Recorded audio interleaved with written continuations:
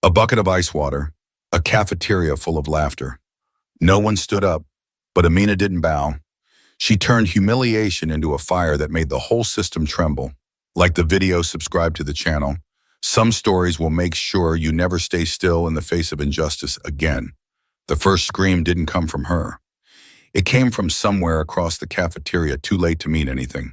By the time the bucket of freezing water slammed down over her head, soaking her scalp, her curls, her neck, her chest, everything, Amina's world had already cracked open. Water spilled, her lunch tray crashed to the floor. A chorus of laughter erupted from every direction. Phones went up. One of them was already live. She didn't understand what happened in the first 2 seconds. All she knew was cold, bone-deep cold that wrapped around her like a trap. She'd only wanted to sit to eat to blend in for once, but now she stood, drenched in the middle of a full cafeteria, her body trembling from the shock and humiliation. Her pizza slice, carrot soup, and milk now formed a disgusting puddle under her chair. Behind her, a group of white boys were losing it with laughter. One of them still held a red bucket empty now. Another had a phone pointed right at her, broadcasting it all. Live with the caption, "Wet Challenge, 3-0. Amina didn't cry, didn't scream. She just stood there frozen. Her eyes wide, lips slightly parted, water dripping down her face and into her shirt. Around her, students backed away, not to help, but to avoid getting wet. Some laughed, some whispered. A teacher walked by, glanced at the scene and kept moving, like it was nothing. She bent down, picked up her backpack, now soaked and sagging, and then she walked each step, squelching loudly with her soaked shoes out of the cafeteria. Behind her, no one followed. No one called out, and the live stream kept going. New caption, "She big mad." 15 minutes later, Amina sat in the nurse's office. No one asked her what had happened. No report, no incident form. Just a nurse handing her a towel and a musty PE shirt to change into. 40 minutes after that, she was called to the principal's office. And the first question wasn't, "Are you okay?" It was, "Do you think maybe you're overreacting a bit?" She didn't answer. Her lips were pressed tight. Her fingers dug into the sleeves of that oversized gym shirt. But in that moment, soaked cold and silent, she made a decision. She might not be the first girl they did this to, but maybe she'd be the last one who stayed quiet about it. Amina stayed in the nurse's office for another 30 minutes. No one checked in, no follow-up. The nurse just folded towels and tapped her fingernails on the desk like she was counting the minutes to go home. Amina stared at her soaked Converse sneakers, the laces limp like little white flags. The gym shirt she wore smelled like bleach and something old. In her hoodie pocket, she gripped her phone tightly. The screen still held a few blurry frames from the live stream before it got pulled. Just a few seconds, just enough laughter, a shaky shot, a username, "Get Real Culination." The name clicked immediately. She'd heard it whispered since day one. When she stepped out of the nurse's office, it was like nothing had happened. Kids in the hallway were laughing, joking, going about their day. One group even mimicked her slip, mocking her fall as they passed. No one got suspended. No one got called in. But that same afternoon, Amina was told to write an incident report. Reason listed disruptive behavior in the lunchroom. She sat at the desk, pen in hand, but didn't write. Not because she was angry, though she was, but because she saw what was happening. She was being written into the wrong role. She hadn't disrupted anything. She'd been humiliated, and now a printed piece of paper was trying to make that her fault. She set the pen down, looked straight at the assistant principal, and asked, "Did anyone else have to write one of these?" They looked away, didn't answer, just nudged the paper forward. "It's protocol." Amina stood up, left the paper untouched, walked out without saying goodbye. And for the first time since arriving at West Hill, she wasn't afraid to break a rule, because now she knew the rules weren't made to protect her, and if no one else was going to rewrite the story, then maybe she'd be the first. That night, Amina didn't cry. She didn't scream or rage, even though 1,000 versions of that replayed in her head. Instead, she lay on her bed, scrolling in silence. Her phone screen lit her face in blue. TikTok gone. Instagram, nothing. Twitter, just retweets of vague jokes from other students. Lunch was wild today. No names, no proof. The live stream from earlier was nowhere. She checked again and again. Every platform, every repost, every clue.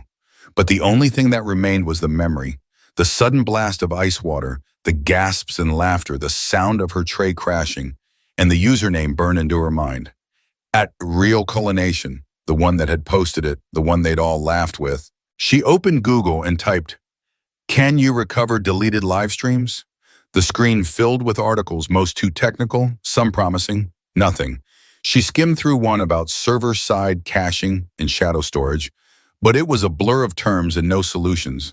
Then unexpectedly, a notification popped up, a message request from someone named Malika04. She hesitated, opened it. The message read, "I saw the stream. I know it's gone. I saved it." Her heart skipped. She stared at the screen. It didn't feel real. She typed back, "Why did you save it?" His reply came 3 minutes later. "Because this place has a habit of pretending things didn't happen. And I've been where you are." Amina stared at that message for a long time. Then she typed, "Can you send it to me?" 5 minutes later, she got a link. Private file, no title. When she opened it, the clip loaded in silence, exactly 2 minutes and 14 seconds. She hit play. The footage started in shaky portrait mode. Cafeteria noise, Amina sitting a lone tray in front of her, behind her Cole and two others, whispering. One pulls out the red bucket, another opens. Snapchat, the bucket tips, water explodes over her back, her head, she jumps. Students shriek with laughter. One voice yells, "Welcome to West Hill, loser." The clip ends as Amina stumbles up, drenched and stunned. The camera pans away while someone snickers. She can't take a joke. She didn't watch it again. Just saved it to a hidden folder renamed the file evidence, Day01 MP4, and powered off her phone. Then she just lay there, eyes open, ceiling fan spinning slowly, her thoughts spinning faster. She remembered how no one had said anything, how even the teachers had walked by like she was invisible. And now this file, this stupid, pixelated, shaky recording was all she had. But it was enough. It was proof, and proof, unlike memory, couldn't be brushed off with words like overreaction or drama. She grabbed her notebook, opened to a blank page. At the top she wrote, "If no one else will remember this moment, I will." And beneath it in capital letters, "They don't get to erase me." She closed the notebook, set it beside her pillow. The weight of it comforted her more than the blanket ever could. For the first time that day, she slept. Not soundly, but with purpose. Tomorrow she wouldn't forget. Tomorrow she would begin. Saturday. No rain, but the sky hung low like it knew something was about to break. Amina sat alone in the public library, where the Wi-Fi was strong and nobody knew her name. She opened her laptop, logged into an anonymous account, and started typing. Not a rant, not a call-out, but a full incident report, time-stamped clean attached to the video she'd saved. She didn't post it to social media. She didn't want chaos. She wanted facts, cold and undeniable. She uploaded the video to a student-run anonymous forum, added a simple caption. "If you saw this and said nothing, you're part of the problem." This wasn't a prank. This was humiliation. She didn't stay to watch it spread. She closed the tab, opened a new file, named it Timeline and Incident West Hill. She began logging every detail, time faces, phrases, reactions, even eye contact. No exaggeration, no filler, just raw events. Piece by piece, she mapped out the truth they'd tried to file under lunchroom joke. She didn't cry, she didn't rage, but inside her chest was something cold, sharp like steel. Still cooling, she didn't know exactly what she'd do next, but she knew this. Every step forward from here would be hers. No permission, no waiting. When she got home, her mom handed her a new letter from the school. Thick envelope, fresh ink. The letter read, "Notification of parent conference regarding student. Amina K's behavioral outburst in lunchroom." Amina read it, smirked. Not because she was surprised, but because they still believed silence could mop up what that bucket had spilled. She folded the letter, didn't tear it, just tucked it behind the cover of her notebook. On a fresh page she wrote, "They think I'm just the new black girl. Maybe that's exactly why they'll remember me." That night, while most West Hill students were scrolling TikTok and laughing in private group chats, one post quietly began spreading. No name, no face, just a video, and one caption sharp as a blade. "This is what happens at West Hill. This is why I won't be quiet anymore." The next morning when Amina woke up, her anonymous inbox was full, over 100 messages. Some were thank yous, some were people saying, "Me too." But one stood out. No name, no profile, just this: "I saw you stand up. Because of you. I know I don't have to stay down forever." Monday morning, West Hill didn't feel like the same school. Amina had walked into her first week. The energy was different. Not because anyone said anything, but because no one did. As she walked down the main hallway, a few students looked her way, not with mockery, not with blank indifference, but with the kind of look people give when they know something happened and they can't unsee it. By mid-morning break, the post Anonymous Faceless had already passed 5,000 views.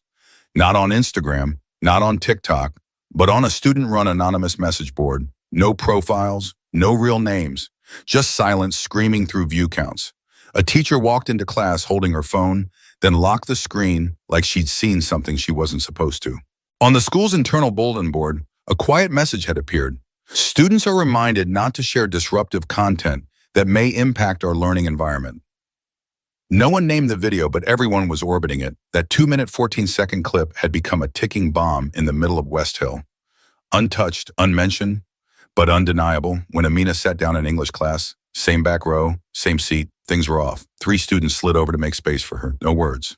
Just a quiet shift, one of them. Noah whispered as he passed her. "Thanks for not deleting it." She didn't respond, just nodded slightly. She didn't need thanks. She needed the truth to keep spreading, and it was without her having to push. At the end of class, a girl she didn't recognize slipped a folded piece of paper onto Amina's desk and walked out. Amina opened it. The handwriting was messy, trembling. "Last year they smeared yogurt on my chair and laughed for a week. I never told anyone. Your clip made me feel like I'm not crazy." Amina folded the note, slid it into her pocket. She didn't know who the girl was, but she knew this much. Every move she made now, no matter how small, was lighting a path for someone who thought they'd never be able to stand.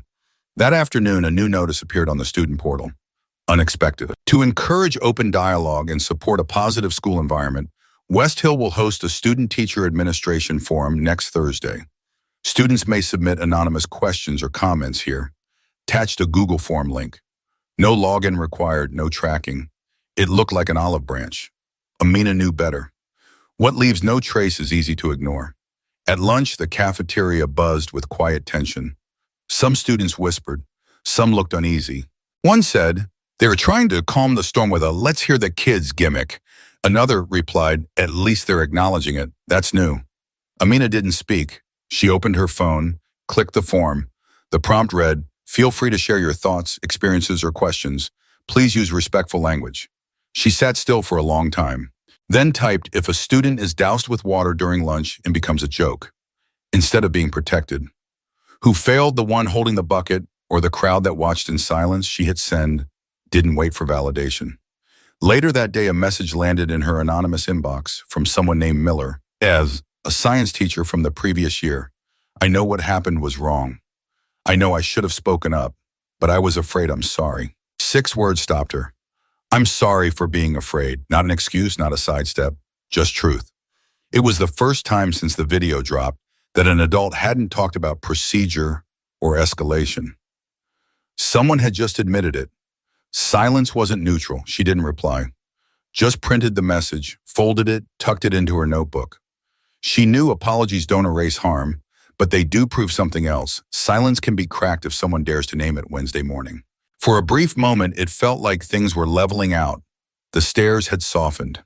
Some teachers looked at Amina a little longer now. Curious, not cold. She didn't say much, just kept showing up, kept writing, kept watching. But during third period, physics, the girl behind her leaned forward and whispered, "There's a new clip. You should see it."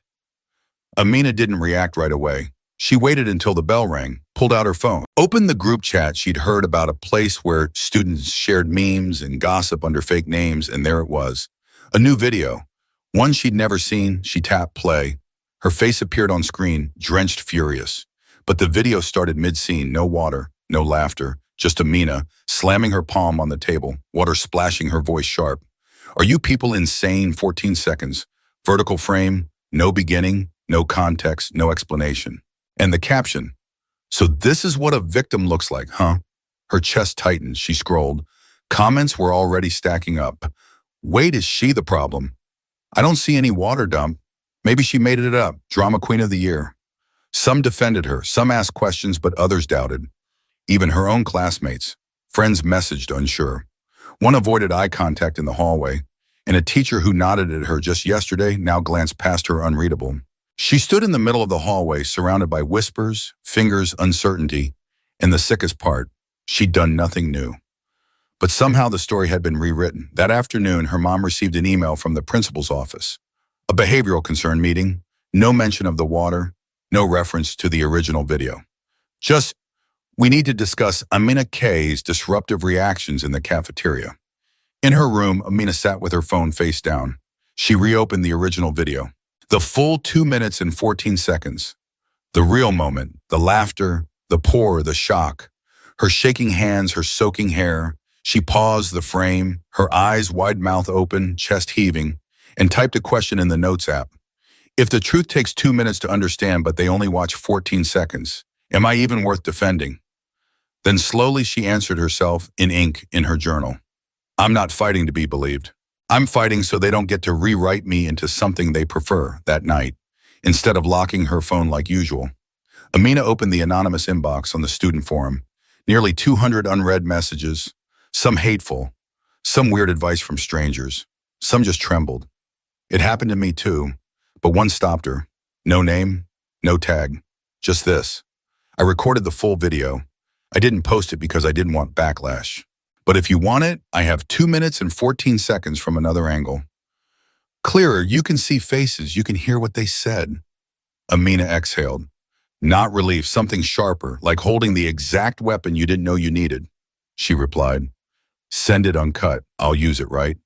The video arrived within 5 minutes, shot from the right side, clear a view of Cole's group standing behind her, faces lit with anticipation. One of them held up a phone already recording. Amina could even see herself beginning to turn around. And then unmistakably, a voice. Get the live ready, he's about to dump it. She didn't cry. She downloaded it silently. Renamed the file, unfiltered proof, final MP4. The next morning before school, she printed stills from the video. One per page, faces, timestamps, hands on buckets, hands holding phones. She didn't post them online. She did something else. She waited until the library was empty, then pinned the pages to the back bulletin board. No label, no name. Just one line at the top in bold. The truth doesn't need defense. It just needs not to be buried. By lunch, the school was buzzing. A quiet kind of buzz. Students walked to the library in twos and threes. Some stared, some whispered, some just stood in silence. No one ripped the papers down. One teacher paused in front of the board. Read, then walked away. Didn't touch a thing. Lily, the blonde girl who'd been front and center in the original clip, laughing, stood in front of the board. The longest. She didn't say a word. Just stared. Then she slid a folded note into the crack behind the display glass and left. Amina found it an hour later in her desk drawer. No name, but she recognized the handwriting. The note read, I was one of the people who shared the edited clip. I was wrong. I deleted it. If you need me to step up, I will. Amina didn't respond. Didn't need to. She'd seen the way Lily looked at her in the hallway that day. Not defensive, just real. And maybe that was enough. She wrote one last line in her journal that night. When the light gets strong enough, even the ones who turned away can't pretend not to see Friday. A week after the full, unedited video quietly spread like wildfire under the radar, Amina walked into West Hill, not as a different person, but in a different atmosphere. No one cheered, no one clapped. But the stares had changed. No more long smirks or whispered jokes, just quick glances. Then eyes looking away, silence that used to mean dismissal, now meant discomfort. And she didn't need to prove anything anymore, because they'd all seen it. No rumors, no ambiguity. It was real. Frame by frame, word by word. But even in that quiet, a new tension began to move. During first period, the intercom crackled on. The principal's voice rang out. West Hill remains committed to the safety and respect of all students. We are working with the district to address recent viral incidents and strongly advise students not to share or discuss sensitive material. Amina frowned. Sensitive material. No names. No specifics. But everyone knew what he meant. She didn't get angry. She just felt tired. They couldn't deny the truth anymore, so now they did the next best thing. Redefine truth as something dangerous, something that needs to be contained. After second period, she was summoned to the dean's office. Waiting inside were the assistant principal, a school counselor, and unexpectedly a representative from the district communications team. She was asked to participate in an upcoming positive rebuilding forum next week, a public event. Students, teachers, parents, even local press. They wanted her to speak. Topic: how we move forward from misunderstanding and rebuild. Trust in our school community. Amina sat in silence. The word misunderstanding rang louder than anything else in the room, as loud as the bucket hitting her head that day. And what role would I be playing? She asked. The assistant principal smiled, calm as laminated paper, as a student leader. Someone who helps spark important conversations? Amina nodded. And if I speak the full truth, no script, the counselor stepped in gently. We recommend maintaining a constructive tone. Anger can easily lead to unnecessary confusion. She stood, didn't respond. I'll show up, she said, but I'm not there to soften anything. I won't clean up your mess just to make it more digestible. As she walked out, she scribbled one sentence in the corner of her notebook. They're afraid of the truth, so they call it a misunderstanding. Thursday, the day of the school forum, the invitation stated clearly, closed event, no live stream, no recording. On paper, it was about creating a safe space for dialogue, but Amina knew better. They didn't want a second video. She walked into the small auditorium. Around 60 people, students, some parents, teachers, a few district officials, and a couple of familiar faces from local media, all pretending to be community guests. 5 chairs up front. She was seated at the far end next to a teacher who'd said nothing the day it happened. The teacher nodded at her, a soft, tired nod, not aimed at Amina, more like at herself. The moderator opened with a smooth line. Today is not about right or wrong. It's about moving forward together and rebuilding trust. That line made Amina smile just a little. When a system can't kill the truth, it tries to bury right and wrong under rebuilding. Her turn came. No microphone, no music, just the hum of cheap ceiling lights and 50 pairs of waiting eyes. She stood slowly, no papers, no script. I had a bucket of water dumped on my head in the middle of the cafeteria. Everyone saw it. But what stayed with me more than the cold, more than the shock, was the silence. No one said a word. No one did anything. And now I'm being asked to help rebuild trust. A few chairs shifted. A couple parents furrowed their brows. She kept going, calm, clear. I don't want to burn this place down. I just don't want a school that calls assault a prank and truth a misunderstanding. The room went still. Then a voice from the back, a parent. Do you think maybe you're blowing this out of proportion? Amina looked directly at them. No, I think the bucket blew it out of proportion. I'm just telling the full story. Silence, no applause, no cheers, just a room full of people who couldn't unhear it, and that was enough. She didn't need them to clap. She just needed them to stop pretending they didn't see it. The next morning, Amina walked into school feeling something strange. Not fear, not anxiety, just alertness. Everything felt too quiet, too neat, like something was about to be redefined. By second period, she found it. A classmate handed her a printed copy of West Hill Voices, the school's internal newsletter, special edition released right after yesterday's forum. On the front page, a photo of her mid-speech cropped tight, headline student AK, inspires with story of overcoming misunderstandings at West Hill. She read it 3 times. Every word like a needle to the skin. Inspires overcoming misunderstandings. Not one mention of water, a bucket, humiliation, or faculty silence. The article framed her as a figure of forgiveness and reconciliation. Even quoted a line she never said. I think it's time we stop looking backward and focus on the future. She froze. She had never said that. Not on stage, not in private. But now her name, her face was being used to tell a version of the story that had nothing to do with the truth. She said nothing, folded the paper, tucked it in her bag. But inside, she knew. This wasn't about the truth anymore. This was about the right to tell it. Around lunchtime, while sitting alone in the library, her phone buzzed. A message from someone she hadn't expected, Lily. The girl who once shared the mocking clip, the one who'd left a quiet apology weeks ago. Did you see the West Hill Voices article? If you're going to do something about it, I've got your back. Amina stared at the screen. No surprise, no tears. Just a quiet pulse of clarity. She typed back, I'm rewriting it. Not to fight, just so no one else gets to tell it for me again. Weekend, Amina vanished from the hallways, the whispers, the threads. She didn't clap back at the West Hill Voices article. She didn't post long rants. She didn't even log into the forum. But anyone who knew her knew her. Silence wasn't surrender. It was preparation. Sunday morning, her story dropped on Voices. Unfiltered, a student-run website known for publishing the full, raw versions of events schools tried to bury.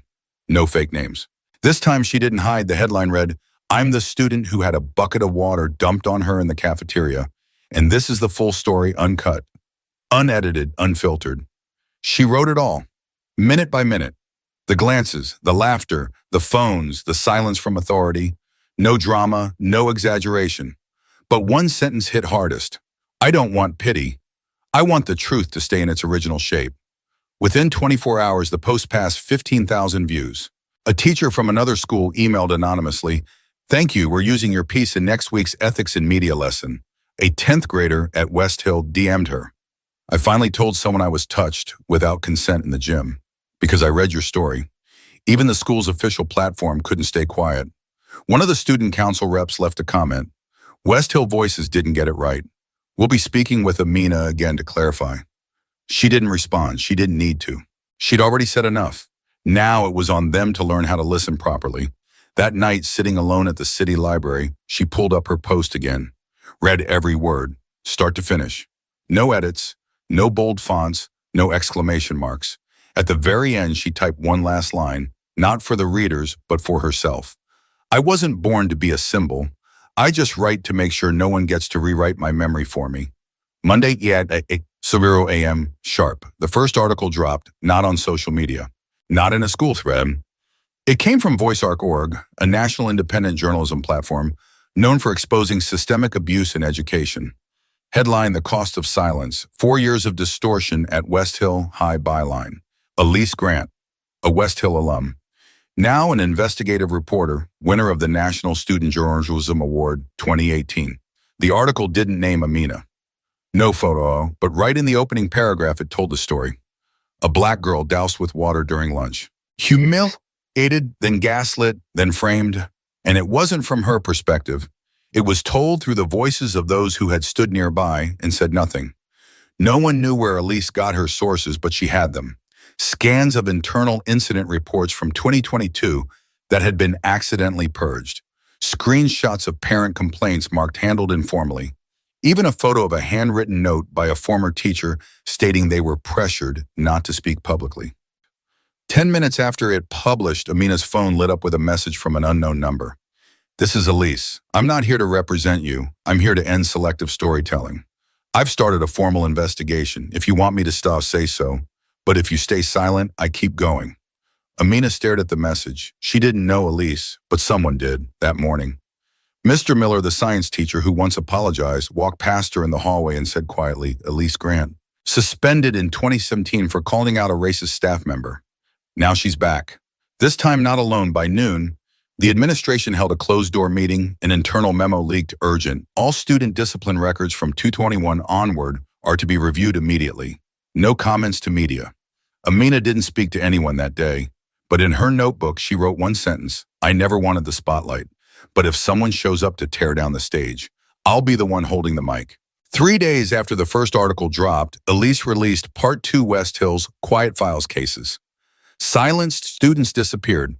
This time it wasn't vague. It was a list: 12 buried incidents over 4 years backed by internal records and first-hand accounts.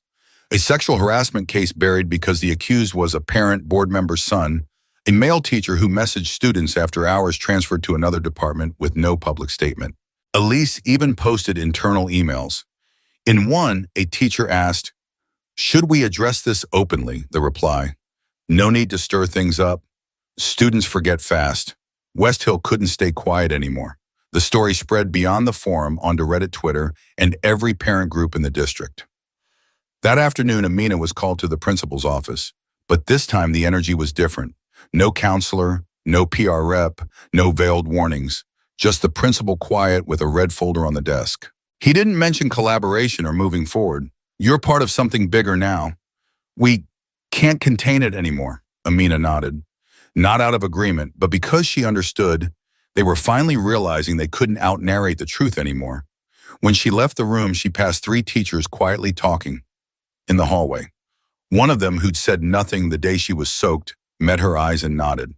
Not a sorry, not a defense, but this time it meant, "I'm getting ready to stand next to you." That night, Elise sent Amina a one-line email.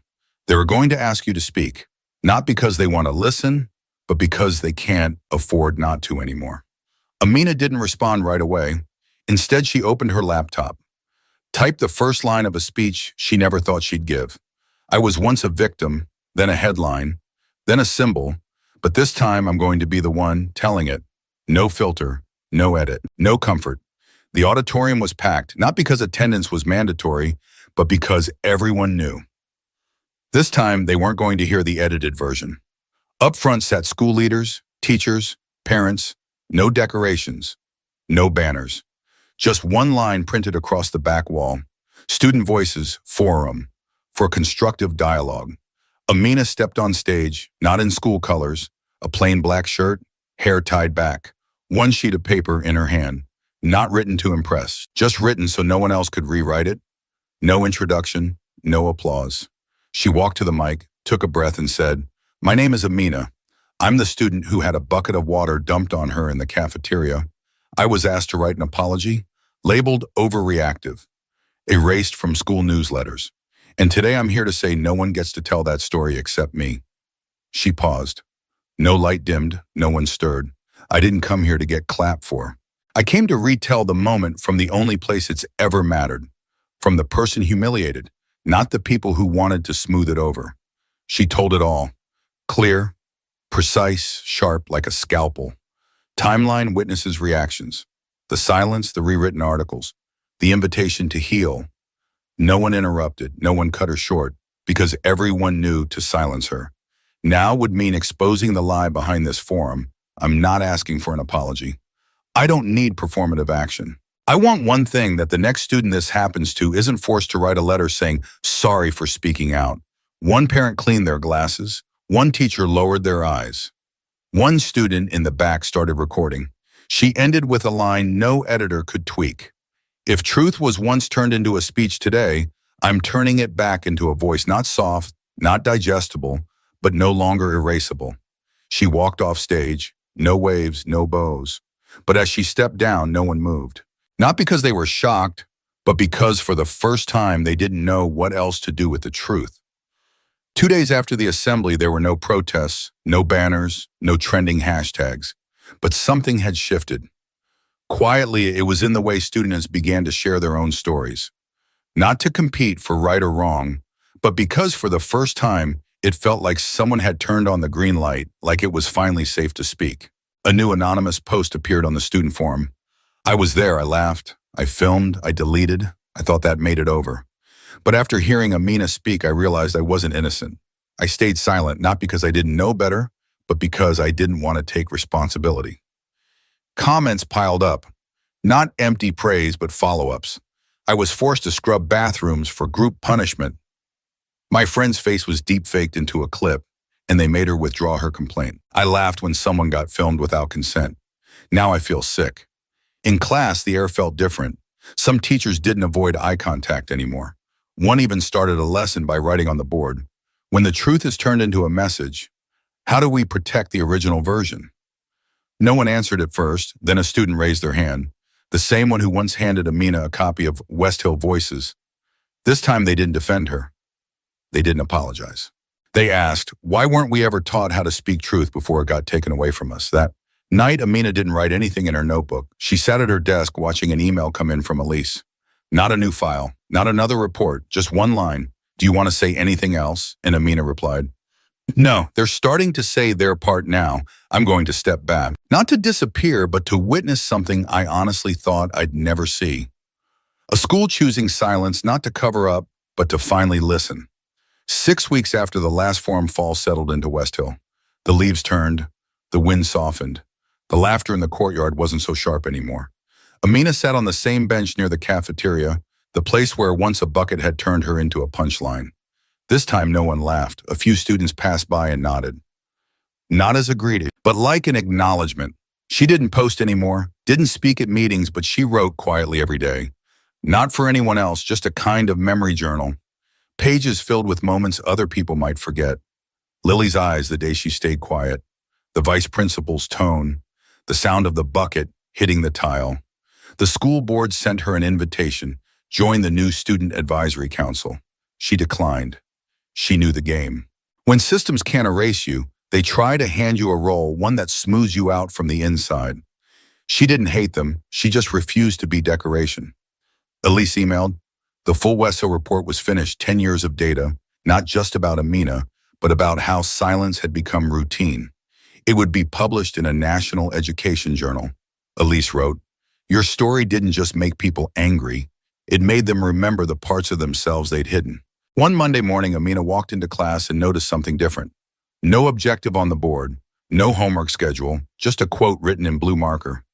"Truth doesn't need to be easy to hear. It just needs to be said." She sat down, didn't smile, but something settled in her chest. If they were quoting her in a classroom without editing, without attribution to someone else, then maybe, just maybe, they had finally started listening Friday afternoon. As Amina packed her things in the library, she noticed a small group of students sitting in a quiet circle near the reading corner. No shouting, no signs. Just one handwritten note taped to a chair. "Chair if you need, listen if you can." She wasn't invited. No one introduced her, but one student caught her eye, nodded gently, not as a greeting, but as if to say thanks. "But we've got this now." She turned down another aisle, not because she felt out of place, but because for once she didn't need to be at the center for things to move forward. That night she got a text from Malik, the student who had first sent her the original video. "Back then I just wanted to do what was fair. Looking back, it was the first time I did something I wasn't afraid of." She replied, "I don't need protecting anymore. But if someone found their voice because of what you did, then it mattered." Even if no one saw it, a week later, the new semester began. On the school bulletin board, a new flyer appeared, this time from the student council. Any student can report ignored incidents anonymously. Submissions go directly to an independent advisory panel. Not school staff. Amina read it, didn't smile, didn't frown, just knew. Systems don't transform themselves, but truth, when held long enough, can make even old walls shed their paint.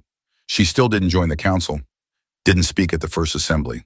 But one afternoon, a first-year student, a quiet black girl with sharp eyes, walked past and left a folded note on Amina's desk. Inside it read, "You're why I don't think I have to stay quiet. And if someday I can be someone else's reason, I will." Amina folded the note, didn't write anything that day, just sat still and understood. Her part in the story was complete, not because it was loud, but because it left behind a quiet that others could fill. By the end of the month, the student council launched a new event. Open circle speak, or just listen. No responses, no microphones, no live streams, no cameras. Anyone could talk, anyone could sit in silence. Amina didn't go, but she heard about it. Not from an announcement, but through fragments in the hallway. Someone talked about their test being pushed off the desk by a teacher. Another student said they got forced out of a class for not fitting the vibe. No one laughed. No one interrupted. They didn't mention her name, and that was exactly right, because the story wasn't hers anymore. It was about each person finally keeping their version of the truth. One morning, her old English teacher, the one who hadn't said anything back then, asked to speak with her after class. In a warm, dusty office, there were no apologies, no explanations. Just a book. Hardcover, faded, titled The Lost Voices. On the first page, a handwritten note. "I didn't speak, but I've started to write again. Because you reminded me, even silence can be rewritten. If we're willing to face it." Amina took the book. Nodded, no tears. Just a quiet kind of recognition. I was wrong. And now I won't pretend I wasn't. Later that day, she walked past the principal's office. The door was slightly open. Inside, he was speaking with a parent. On the desk sat a newly printed internal report, color-coded. Thicker than before, a section labeled Student Concerns, tab signatures, real ink, no photocopies. No one noticed her walking by. No one called her in. And that's how she knew change wasn't happening because she demanded it. It was happening because they couldn't avoid it anymore. By the end of the school year, no one mentioned the water bucket anymore. No awards were handed out for improving school culture. Amina didn't receive a plaque. She wasn't asked to speak at graduation, but no one looked at her like she was a problem anymore either. She was just a student. Except now, no one treated her like someone who didn't see, didn't remember, didn't write it all down. One afternoon, she walked past the track field, the same one where she'd slipped and fallen, drenched months ago. The red bucket was gone, replaced by a clear plastic one, numbered. The new students didn't know the story, and Amina didn't need them to. She just needed them not to repeat it.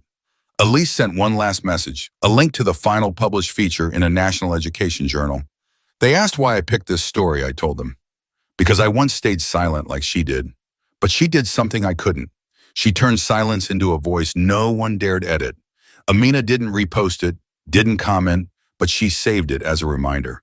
Some voices once spoken at the right time echo, even after the speaker has gone quiet. Summer came. She packed up her notebooks, cleaned out her locker, pulled down the sticky notes on the door. The last one read a line she'd written on her first week. I wasn't born to be a shockwave. I just refused to live in a world where humiliation is a joke. She folded it, didn't throw it out, slipped it into a different journal, the one she'd carry to the next place, a new city, a new school, an uncertain future. But this time she wasn't going, hoping to be left alone. She was going as someone who once stood up and would do it again if silence ever tried to call itself safety.